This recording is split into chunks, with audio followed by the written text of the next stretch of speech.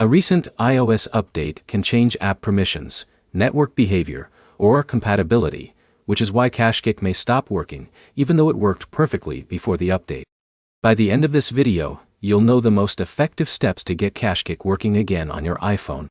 Start by completely closing KashKick and opening it again.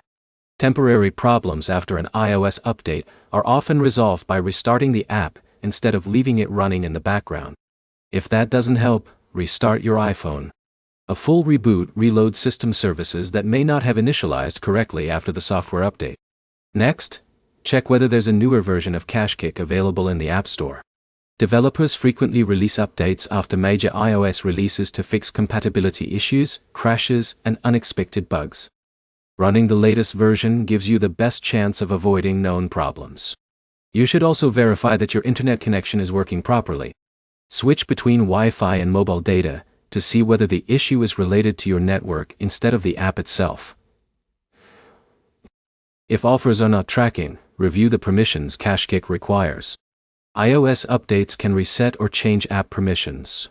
So open your iPhone settings and make sure the permissions needed by the app are still enabled. If the app freezes, crashes, or won't load correctly, uninstall KashKick and install it again from the App Store.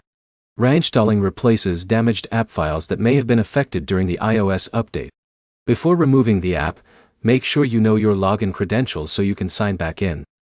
If you're using low power mode or other settings that heavily restrict background activity, temporarily disable them while testing the app.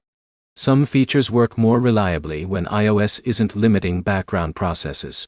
If the problem started immediately after updating iOS, and none of these steps work, the issue may be related to app compatibility rather than your device. In that case, report the problem through KashKick support and include your iPhone model, iOS version, and a clear description of what's happening. That information helps the support team identify update-related issues more quickly. To recap, restart the app and your iPhone.